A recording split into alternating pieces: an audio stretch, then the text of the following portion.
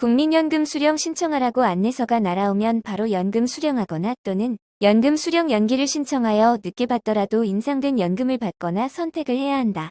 이를 쉽게 판단할 수 있게 설명해본다. 국민연금은 신청 자격이 되면 국민연금공단에서 안내장을 발송하여 알려준다. 그리고 받을 시기에 신청해야 연금을 주는데 신청하지 않으면 주지 않는다. 국민연금 수령 개시 연령은 다음과 같다. 올해가 2020년도이니 올해부터 1958년생이 지급 사유가 발생한 날인 만 62세 생일이 속하는 달의 다음 달부터 국민연금 개시 연령에 진입하게 된다. 따라서 58년생은 올해 연금을 수령해야 할지 연기를 해야 할지 결정해야 한다. 연기 여부를 판단하기 위해서는 자신의 예상 수명 또는 통계적 평균 수명을 알고 있어야 한다. 아래 통계청이 2019년 12월 4일 발표한 생명표는 2018년 기준으로 58년생의 평균 수명은 남자 83.1세 여자 87.6세이다. 따라서 자신의 평균 수명을 알고자 할 때는 매번 통계청 완전 생명표에서 자신의 성별, 나이로 찾으면 된다. 매우 중요한 사항인데 처음 국민연금 신청 시 아래 링크 국민연금 수령 청구 시 주의사항을 반드시 점검한다. 과연 국민연금 개시 연령에 확정된 연금액을 수령해야 하나 아니면 연기해서 늦게 받더라도 인상된 연금액을 받을 것인가? 혹시나 인터넷으로 찾아보니 역시나 잘 못 분석한 사례가 많이 발견된다. 심지어 10년을 못 채운 사람들더러 일시 반환금으로 받으라고 주장하는 사람들까지 있다. 사람들에게 아주 잘못된 정보를 제공하는 셈이다. 그래서 국민연금 연기를 해야 할지 말지를 판단하기 위해서 이해하기 쉽게 먼저 수작업 계산에 의해 시뮬레이션으로 분석하고 끝부분에 정확한 분석을 위해 방정식으로 계산 분석해 놓았다. 모르는 것은 죄가 아니다. 그럼에도 알려고 노력도 하지 않고 남의 얘기를 귀담아 듣지도 않는 이들은 옥황상제도 구제할 수 없을 것이다. 각설하고 이제 본격적으로 본인의 입장에서 연금 수령을 연기해야 할지 그냥 받아야 할지 판단하여 보자. 국민연금은 연장기간 월 단위로 연기할 때마다 당초 수령 금액의 0.6%를 증액할 수 있는데 당초 연금 수급 개시 연령으로부터 최대 5년 36% 한도로 증액 연기 신청이 가능하다. 여기에 연기 연도에 매년 물가 상승률을 가산하여 계산해 주는 것은 물론이다. 또한 연금을 받을 수 있는 기한은 본인의 기대여명 이론적으론 통계청의 기대여명까지이다. 따라서 연기 전 연금액으로 받기 시작한 연금 수령 누계액이 연기하여 연금을 늦게 받더라도 인상된 연금액으로 받게 되는 수령 누계액이 같아지는 어느 시기가 있을 것이다. 이 어느 시기를 손익분기점 나이라고 하고 그 나이를 지나면 연금 수령액이 더 많아지기 시작하는데 이 손익분기점 나이를 구하고자 하는 것이다. 그리고 이제 연금 수령자가 이 손익분기점 나이보다 오래 살 것으로 예상된다면 연금 수령을 연기하는 것이 유리하다고 판단할 수 있게 된다. 자신의 죽음을 가지고 도박하는 것 같아 마음이 찜찜하지만 어쩌랴. 일생일대 왜 피할 수 없는 선택인 것을 실제로 본인의 상황을 가지고 몇 년을 연기해야 할지 판단할 수 있도록 간단한 숫자만 입력하면 자신의 손익분기점 나이를 쉽게 시뮬레이션 할 수 있게 엑셀 시트를 글 마지막 부분에 첨부해 놓았는데 실제 계산해 볼 수 있다. 이해를 쉽게 하기 위해 연기 전 연금액이 100만 원, 수급 개시 연령을 62세, 연금 수령 5년 연기, 본인 기대 여명이 83세이라고 가정하고 손익분기점 나이를 모르는 숫자 X라 놓고 다음과 같이 계산한다. 연기 전 연금 수령 누계액 1. 당초 연금 수령 누계 개시 연금 100만 원, 손익분기점 나이 당초 개시 연금 수령 직전 연도 12. 5년을 연기하여 증액된 연금 수령 누계액 2. 연기 후 증액 연금 수령 누계 136만 원, 손익분기점 나이 연기 수령 직전 연도 12. 1위 때 방정식을 풀어 손익분기점 나이를 계산하는 것이다. 그러나 우선 이해하기 쉽게 위 조건의 연금 수령자에 대해 1일 때의 손익분기점 나이를 찾아보기 위해 연기 전과 연기 후 인상된 연금 수령 누계액을 물가 반영 전과 물가 반영 후 표의 1, 2, 4, 5, 4가지 경우로 나누어 수작업으로 계산하여 아래 표를 만들었다.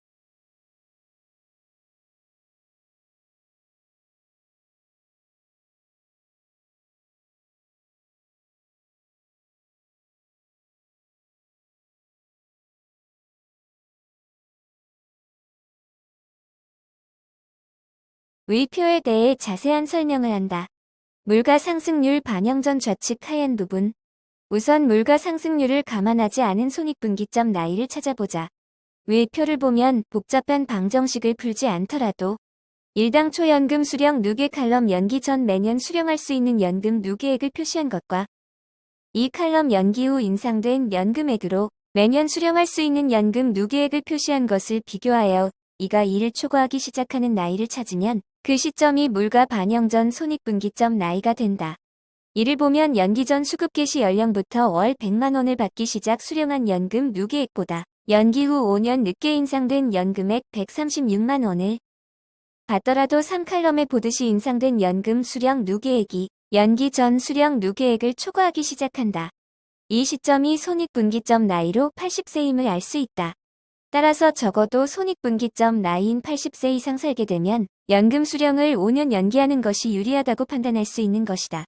위 사례는 기대여명이 83세이므로 손익분기점 나이인 80세를 넘기 때문에 연금 수령 연기를 신청해야 한다는 소리다. 위표의 연금 수령자가 손익분기점 나이를 지나 기대여명 83세까지 살게 된다면 1344.0만 원을 연기 전보다 더 받을 수 있다는 계산 결과를 볼 수 있다. 물가 상승률 반영 후 우측 회색 부분. 이제 좀 더 논의를 확장하여 실제와 가깝게 연금의 물가 상승률을 반영했을 때 결과가 어떻게 달라지는지 살펴보자. 국민연금은 매년 직전 연도 연금액의 물가 상승률을 적용하여 연금액을 인상한다. 직년 복리라는 얘기다. 대단한 국민연금이다. 쉽게 분석하기 위해 매년 물가 상승률이 1.3%로 일정한 것으로 가정한다. 역시 위표 우측 회색 부분에 연기 전 월 현금 100만 원과 연기 후 136만 원에 대해 물가 상승률 반영한 연금 수령 누계액을 계산해 놓았다. 연기 전 당초 연금 수령 누계액은 4 물가 반영 당초 연금 누계 칼럼이 되겠고 연기 후 증액된 연금 수령 누계액은 5 물가 반영 증액 연금 누계 칼럼이 되겠다. 마찬가지로 5년을 연기하여 연금을 늦게 받더라도 물가 반영된 인상된 연금액으로 인해 연기 후 연금 수령 누계액 5가 연기 전 물가 반영한 연금 수령 누계액 4를 초과하기 시작하는 시점의 손익분기점 나이를 찾을 수 있다. 이 시점이 물가 반영 연금의 손익분기점 나이 79세임을 알 수 있다.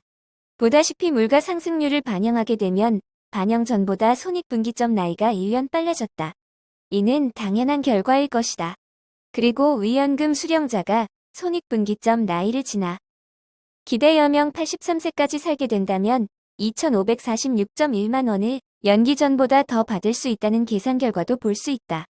또한 예시에서 보듯 기대여명 100세까지 생존할 때 물가 상승률 반영 시 13,387.5만 원을 더 받을 수 있는 것으로 계산된다. 그 이상의 계산 결과를 보겠다는 사람이 있다면 낭비? 아니 존경할 만한 분이다. 이제 연금액이 100만 원이 아니고 연금 개시 연령도 62세가 아니고 수령 연기도 5년이 아니고 또한 물가 상승률도 1.3%가 아닌 경우 손익분기점 나이는 어떻게 계산될까? 전혀 걱정할 필요가 없다. 이를 위해 당초 연금 금액, 연금 개시 연령, 연기 연수, 물가 상승률을 변경 입력해도 손익분기점 나이를 자동 계산하는 엑셀 시트를 마지막에 첨부해 놓았기 때문이다. 이 엑셀 시트를 다운로드해 예상 연평균 물가 상승률, 본인의 연금 개시 금액, 개시 연령, 연기 연수, 기대여명을 입력하기만 하면 자동으로 손익분기점 나이를 계산해준다. 통계청 기대여명 혹은 본인이 생각하는 기대여명이 계산된 손익분기점 나이보다 크다면 연기하는 것이 유리한 것으로 판단하는 것이다. 위 내용이 어렵다면 복잡한 분석을 피해 좀 더 직관적으로 이해할 수 있게 위 계산 결과를 그래프 가지고 설명해본다. 물가 반영 전 그래프, 물가 반영 후 그래프. 위 좌측 그래프는 물가 상승률 반영 전이라 연도별로 단순히 월 연금 수령액 100만 원에 12개월을 곱하여 산출한다. 따라서 연기 전이나 연기 후 연금 수령 누계는 직선이 될 것이다. 좌측 파란색 선은 연기 전 62세부터 월 100만 원의 연금을 받기 시작하여 나이에 따라 연금 수령 누계액을 표시한 것이고 주황색 선은 5년 연기 후 67세부터 인상된 월 136만 원의 연금을 받기 시작하여 나이에 따라 연금 수령 누계액을 표시한 것이다. 따라서 두 직선이 교차하는 지점이 연기 전, 연기 후 연금 수령액이 같아지는 손익분기점 나이다. 결국 손익분기점 나이는 표에 보듯이 가로축에 80세임을 알 수 있다. 한편 우측 그래프는 향후 직전 연도 물가 상승률을 정일로 가정 반영한 계산 결과다. 물가 상승률을 반영하기 전과 같이 연도별로 단순히 월 연금 수령액의 12개월을 곱하여 산출할 수 없다.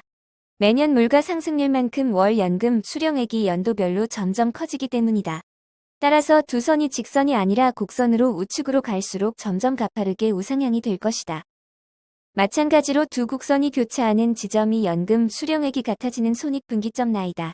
표의 회색 부분에 보듯이 가로축 79세가 물가 반영 손익분기점 나이임을 알 수 있다. 물가 상승률 반영 전보다 손익분기점 나이가 1년이 빨라진 셈이다.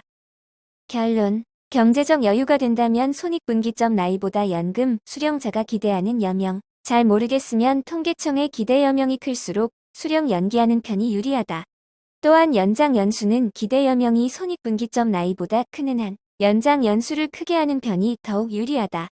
그 이유는 위 우측 그래프에서 보여주듯이 연금은 물가 상승률로 전년도 연금을 인상, 연복리 계산하여 주기 때문인데 손익분기점 나이를 지나면서 두 곡선 중 물가 반영 증액 연금 누계의 곡선이 상대적으로 가파르게 상승하여 오래 살수록 기대 여명을 초과하여 더 많이 받는 연금 수령액표의 빨간 숫자가 점점 기하급수적으로 커진다. 한편으로 연금 수령자가 일반인보다 건강하지 않다면 수령자 기대 여명 입력 시 통계청 기대 여명 대신 본인의 예상 기대 여명을 입력하면 좀 더 현실적인 판단을 할 수 있을 것이다. 일견 보아도 연복리 수익률이 어마어마하다. 그런데 이렇게 평범하게 알려주면 못 알아듣는 사람이 많다. 강남 부자들의 재테크 1순위가 국민연금 연기와 추납제도라면 그때서야 알아들을까? 추납제도는 과다한 혜택 때문에 향후 축소될 가능성이 높다. 특히 정말 중요한 팁 하나는 연금 수급 연령이 되었는데 소득이 있어 연금 금액이 감액된다면 이때는 무조건 연기를 선택해야 한다. 그럼에도 실제로 손익분기점 나이까지 살지 못한다면 폭망한 셈이 된다. 그렇다고 실망할 필요는 없다.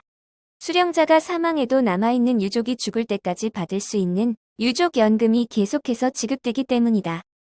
유족연금은 최대 기본연금액의 60% 플러스 부양가족 연금액이다. 그러니 무조건 건강하게 오래 살고 볼 일이다. 이와 같이 국민연금은 국내 어디에도 없는 연복리 장기 금융이라 할 수 있으니 얼마나 대단한 시스템인지 알만하지 않는가. 이를 두고 일도 모르는 우매한 사람들과 민간단체인 한국납세자연맹 회장 김아무개가 국민들을 혹세무민하며 국민연금 폐지를 주장했으니 기가 막힐 뿐이다. 이와 비슷한 단체 금융소비자연맹이란 단체가 있는데 한국납세자연맹과는 다른 단체다. 아마도 둘 다 민간인들이 만든 단체 사단 법인으로 보인다. 언젠가 보험사들이 광고 등으로 한국납세자연맹에 후원하고 있다는 것이 밝혀졌는데 이 연맹이 국민연금 폐지 운동을 한 것이 보험사 후원과 관련이 있지 않았을까 의심하게 된다. 아래 링크 참고. 솔직히 이 단체의 김아무개 회장이 국민연금을 탈퇴한 사실을 까서 보여준다면 그나마 믿어줄 수 있을까?